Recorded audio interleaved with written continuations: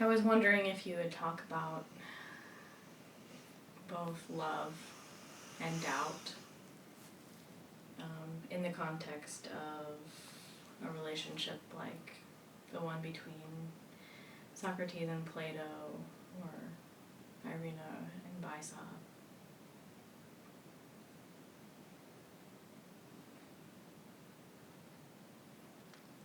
I don't really know if anyone's qualified to talk about those things.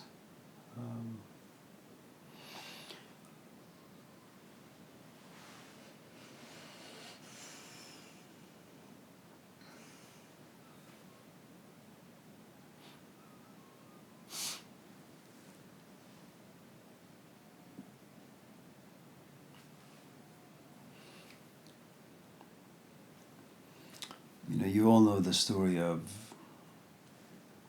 Aristophanes about love.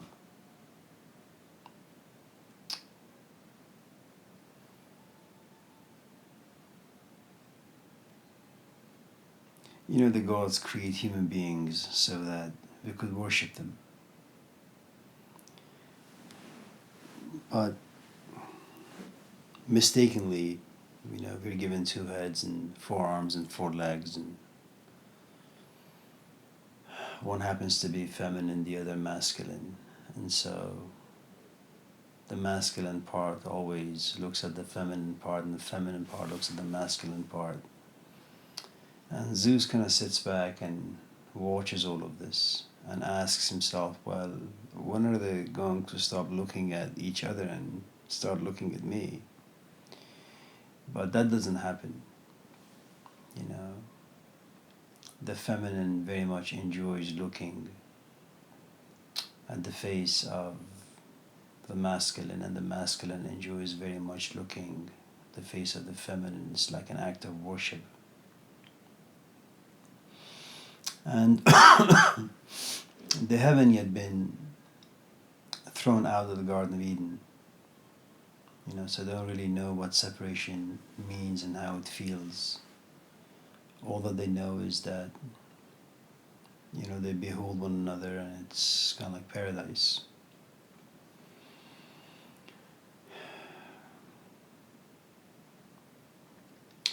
And Zeus grows angry and he becomes jealous.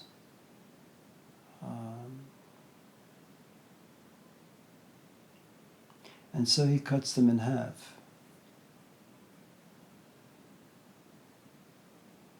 And I think for the first time, the feminine comes to feel what it means to miss the masculine, and the masculine comes to feel what it means to miss the feminine. They're no longer together. So there is this angst, this dread that now lives inside them.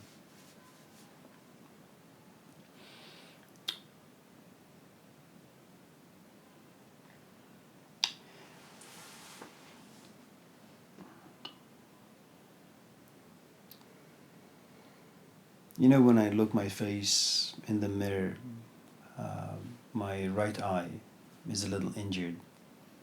So I see the bump a little bit. It's swollen a little bit. And so whenever I'm in front of the mirror, I get a chance to see how unattractive I'm beginning to look as the days go by. And that's the function of the mirror. It kind of reminds you that you're beginning to look like a beast. But when the lights are off, or when I'm no longer in front of a mirror, I kind of forget how I am looking. And I feel a little bit more comfortable because I don't see. And that's one of the difficulties, I think, with us, that as you kind of just get into your life and you begin to fit relatively well in your position, with your position in life, you kind of forget. And you get distracted by the busyness of life,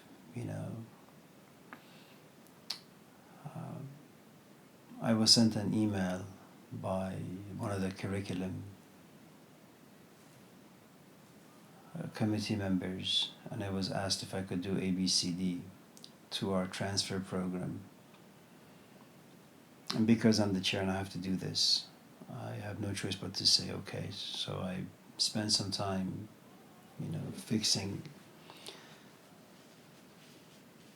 some of the missing components in the degree program. And I was so engaged that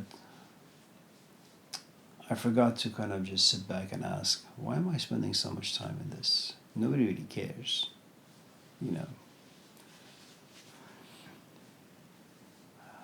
But it was the engagement that kind of got me distracted, and I lost the ability to reflect on the value of what was taking place at the time. And the moment I caught myself, it's like this house of cards fell apart.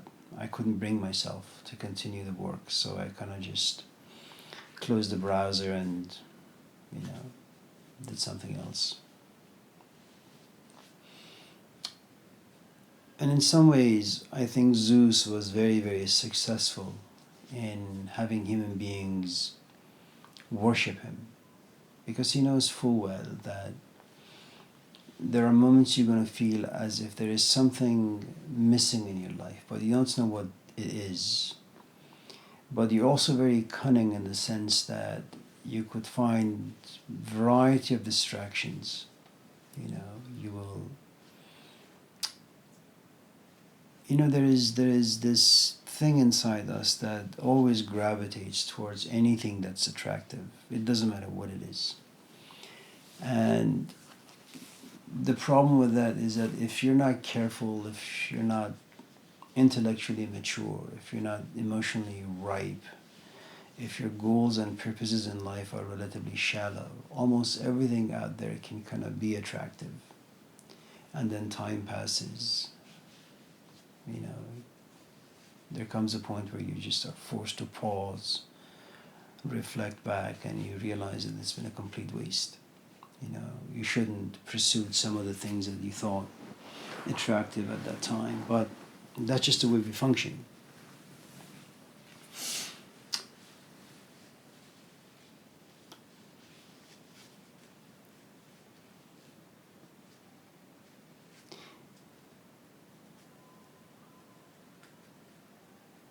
But there is this component in us that just doesn't leave us alone, Once in a while you kind of wake up and you say, there is nothing wrong with my life, but I feel as if something is missing and I don't know what that is.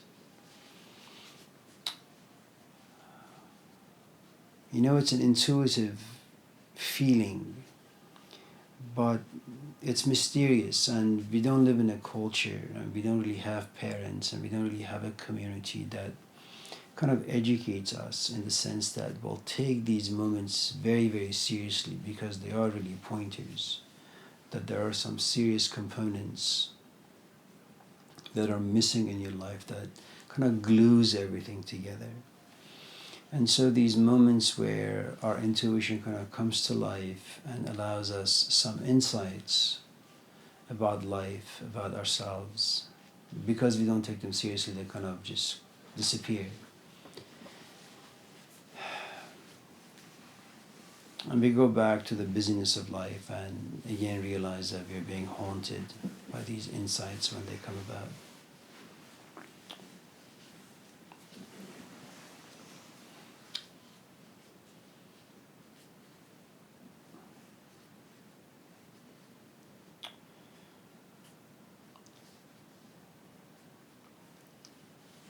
I also think that in some ways, maybe it's a good thing that we fall in love with the wrong things in life, and those wrong things keep us occupied for 50, 60, 70, 80 years. The truth is, I don't think many of us have the capacity to endure and pursue the sort of love that, say, Irina had for Bai Sahib.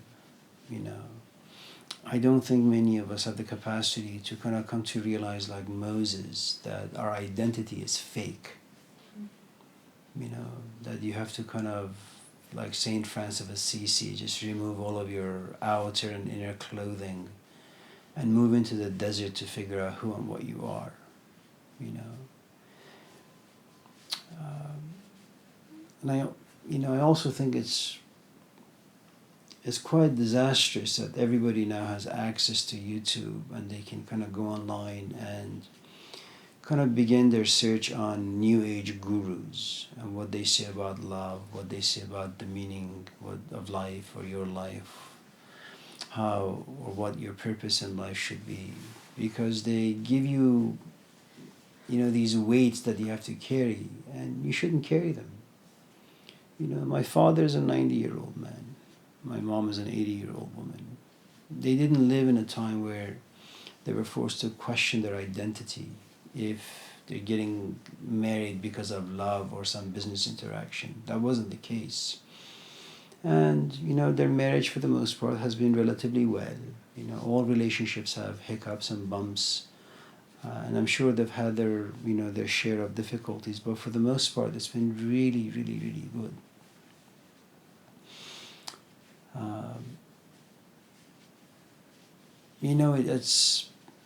It's kind of like the story of the centipede. He's walking relatively well. He's got 100 legs. He doesn't fumble. He doesn't slip.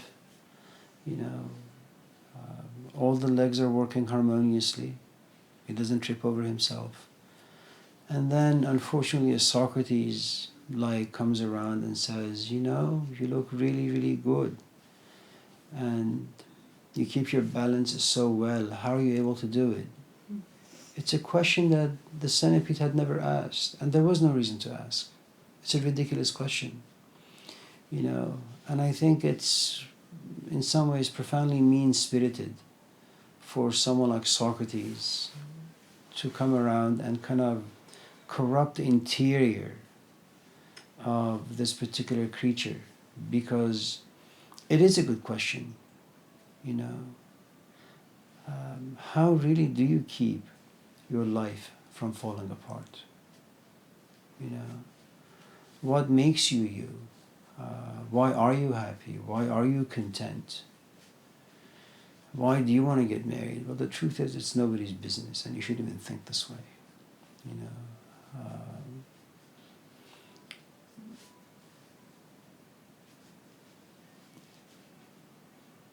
And so the poor centipede, from that point on, every time he tries to kind of walk an inch, he just trips, and he's unable to walk ever again.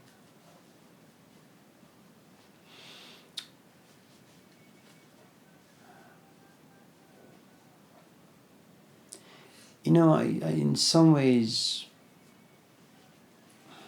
I think most of the questions that we ask when it comes to, say, love and meaning and purpose, I can't be sure of this, but given the depth and complexities of these questions and the sort of conflicts that they bring about in ordinary life, in some ways I think they were really meant to be asked only by specific people and at specific times in their life, because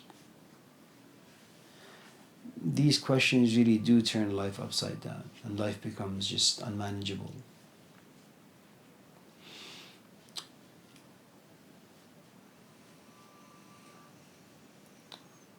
And so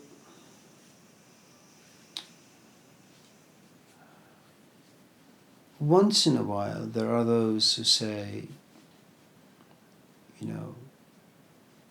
I have a lot of things in my life, but it's still not enough, and I no longer want to kind of chase the ghost. I want to figure out what exactly it is that I'm missing.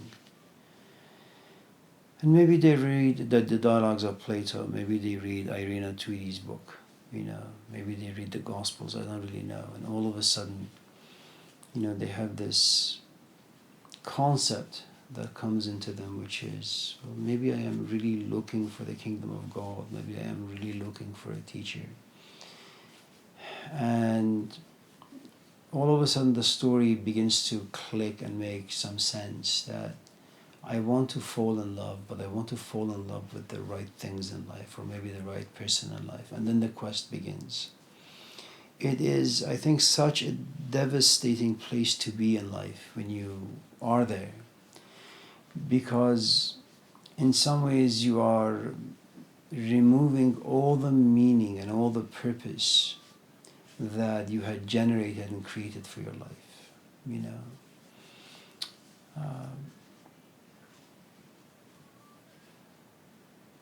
You know, I had a student some time ago, and she says to me, in an email, that I try to talk to my companion about this stuff, and he has no idea what I'm talking about, and I don't know what to do with my relationship. And my only comment to her was, listen, you didn't get married to this man or this woman because you were on a spiritual or intellectual quest. You know, you were like 19 or 20 or 21. You found someone attractive, and you guys got married and have, 4 kids together. It's a beautiful house, beautiful family. So you're at a different stage where you're asking difficult questions now. These two worlds should never come together, you know. The lion and the lamb, I don't think, can ever live harmoniously together in society, but they could live relatively well inside you. You know, Moses can find it agreeable, justifiable to save his own people and drown the Egyptians. There is no imbalance there. He's not going to go home and all of a sudden be filled with remorse and then repent.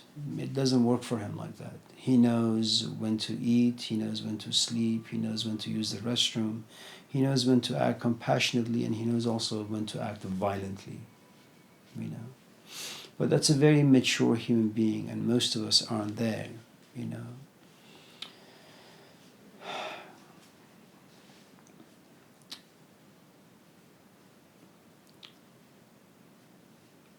When you get to the stage where you want to figure out what to love, in some ways it's telling you in a very subtle way that all the things you have done in your life are not enough.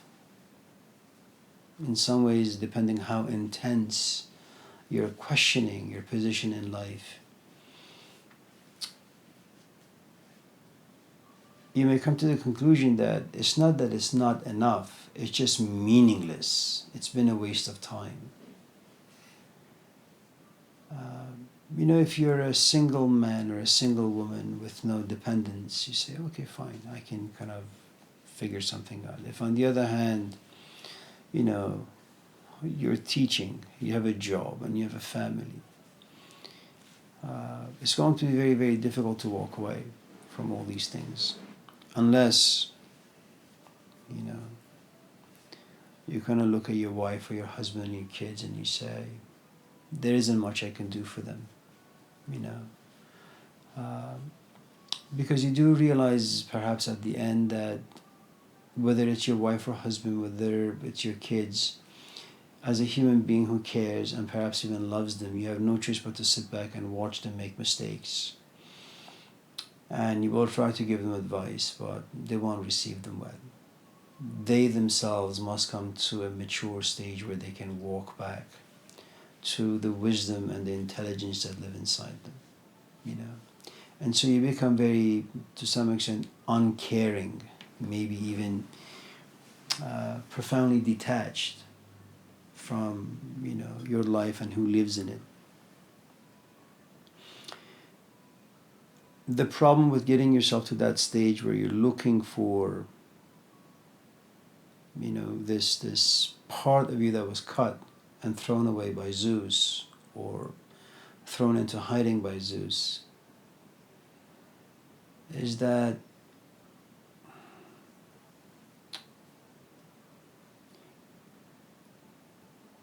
it is so beyond the reaches of your 5 senses.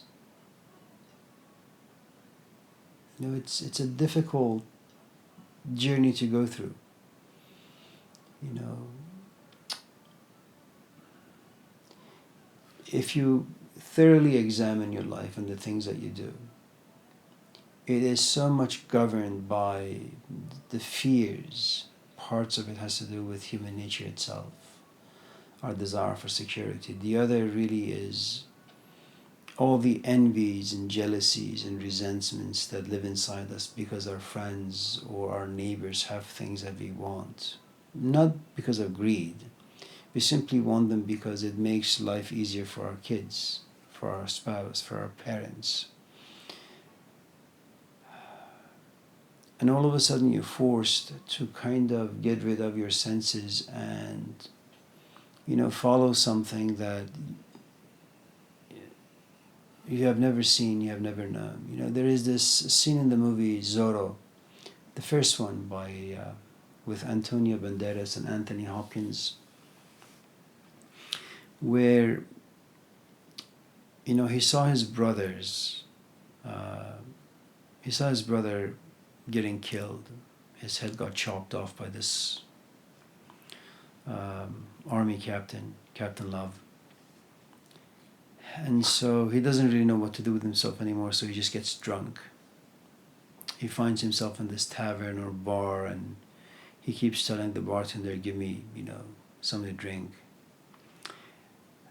When he was about 5 or 6 or 10 or 12, he ran into Zorro, and Zorro gave him a necklace. And he says to the bartender, now this is a grown man, in his 20s perhaps. He says to the bartender, I don't have any money, but I'll give you this necklace. And as he's about to take off the necklace, Anthony Hopkins,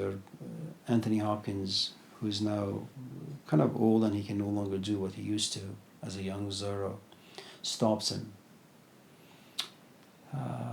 After some wrestling and bickering, he tells, this young man that he is the one who gave him the necklace. He is the Zorro, And then they go to his hiding place, his palace from some years ago.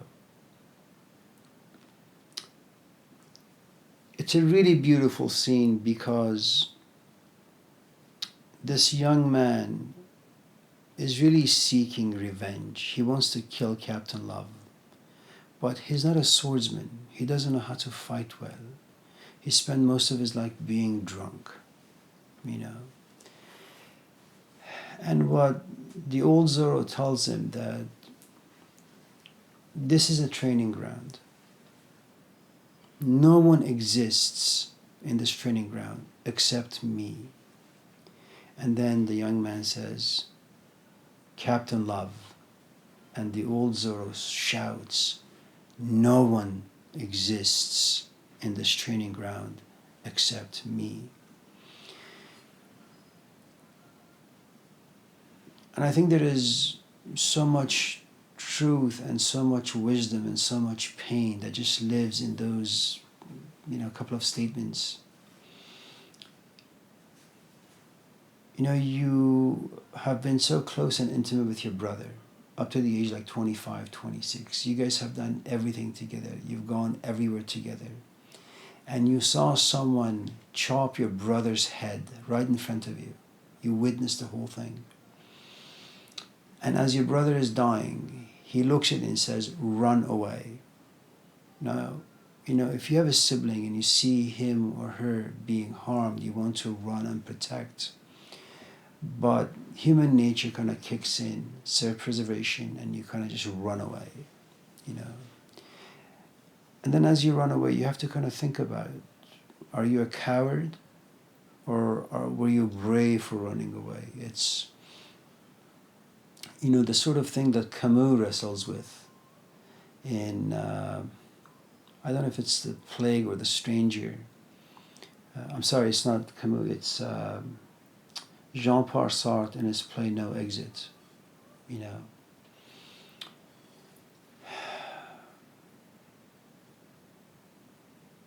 all this time you thought that you love your brother, and now that he needs you, just run away.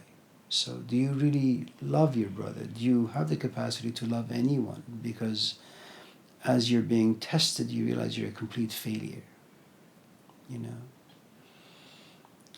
And then some old man all of a sudden walks into your life and he tells you that this is how things are going to be. Well, how do you get rid of your past? You can't simply just trash them. It's not like you push a delete button and the entire page goes away, you know.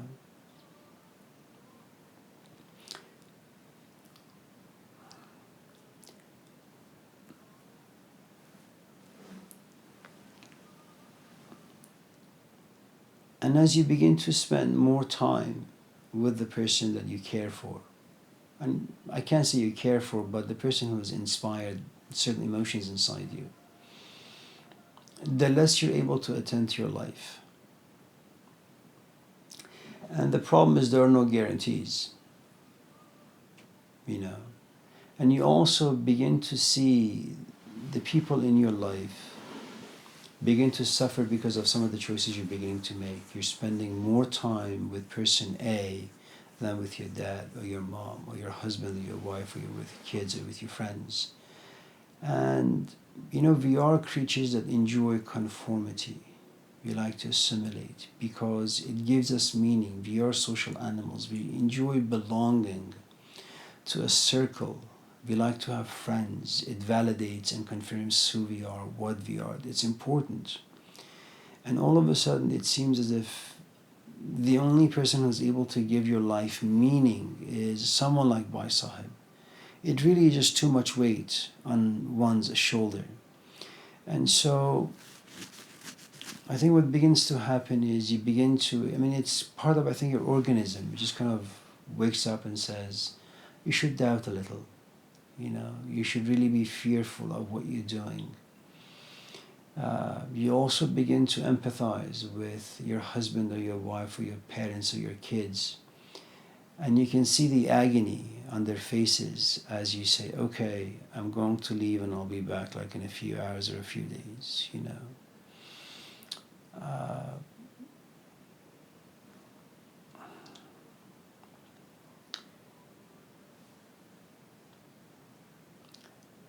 And in some ways, I think it's a good thing that doubt may eventually win. It's a good thing that one may get crushed under an avalanche of conflict.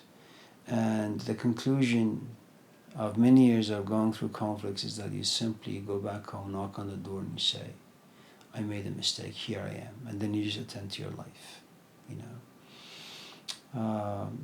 And that also depends on a variety of different things, you know. If you're 20, you can deal with certain journeys in life. And if you're 20 and single and healthy, you know, if you're 40 or 50 or 60 or 70 and you have a whole host of things in your life, there is no reason for you to begin any journey. In fact, you should quit most of the journeys you've been on, you know. And it's okay, eventually time will kind of get inside your head and will begin to delete. And you don't even need time. Dementia, forgetfulness, all those things will kick in.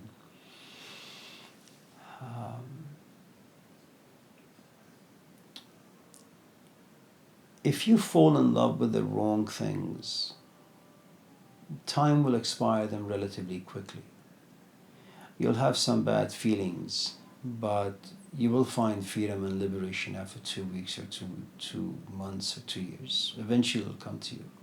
If on the other hand you fall in love with the right things, it's not going to be easy to walk away.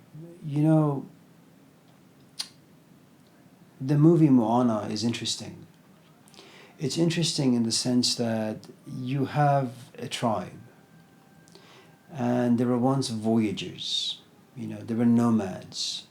And one of the things about being a nomad, moving from place to place, is that you don't allow a land to give you identity. You don't create history in that land. You don't become psychologically attached. You're always on the move. And it's not just you. I'm not talking about today, where people are always on the move because they've kind of been turned into beasts, as Aristotle would say. The movie is saying that as a tribe, this has been our culture, our heritage. We just move around. And we are only in love with that particular narrative. We go somewhere, we relax for a few days, we get back, into our ships or boats, and then we travel. The chief of this particular tribe loses a friend, and so for the first time something happens to him that has never happened to anyone in his community, which is he's overtaken, consumed by fear. It really has paralyzed him. And in that paralysis, he has forgotten the fact that he comes from a culture where people are travelers, they are wanderers. The saying in the gospel that don't store anything down here, don't store your treasures on earth, because it's a place of thieves. Things will rot, they'll decay. And it's true. You store your treasure, i.e. love, inside a human being, and after a while it just goes away. The person doesn't care, or eventually time will creep in and kind of just decay it. It doesn't matter what you pursue. What this place does is that you will eventually find the pursuit irrelevant, meaningless, and a complete waste. Okay? And that's one of the nice things about being a wanderer, because the background is that you already know that you have no home as a human being. You're always traveling from place to place.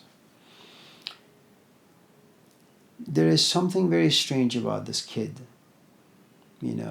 At the beginning of the movie is that the grandmother is telling a story, and it's a terrifying story. And all the kids, once the story ends, they begin to kind of scream and shout and cry. Moana is the only little animal that sits there, and her eyes are really, really huge, and she enjoys the story. She likes the challenge, And from the very beginning, she enjoys being around water. If her father is fearful of water, Moana is very, very curious. She's in love with water,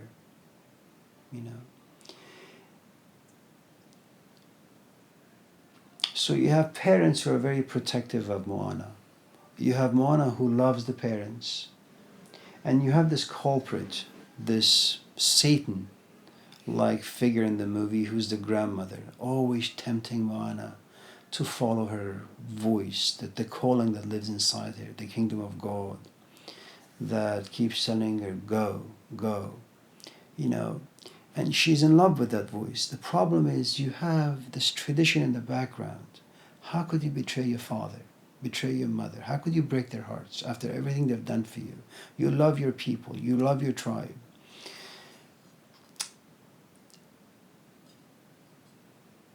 And it's interesting how her journey begins. It begins with her grandmother on her deathbed looking at her saying, you have been chosen, just go. And that's the breaking point. She's able to walk away from all the obstacles in life. I mean, that's an intense amount of courage and love. The problem with that is throughout the entire movie, almost very close to the near end, is that Moana is filled with doubts. She wants to figure out where Maui is. She ends up on this island. She looks at the water and says, I was looking for Maui, and you've placed me here.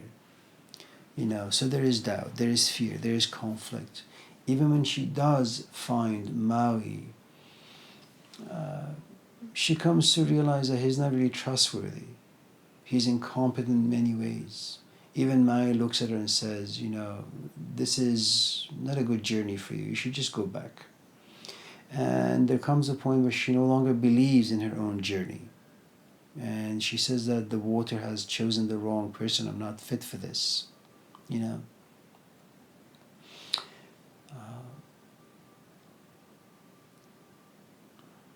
I think in some ways the Catholics are right in the sense that the more intense the love for truth or wisdom or this journey to kind of figure out who and what you are, the more intense it is, the more intense the conflicts. the more intense the doubts, to the point of exhaustion, you know. And I don't think there is any easy way out of this. And I think when you get to the stage where this passion just lives inside you, there is no escape period. It's all doubt and conflict.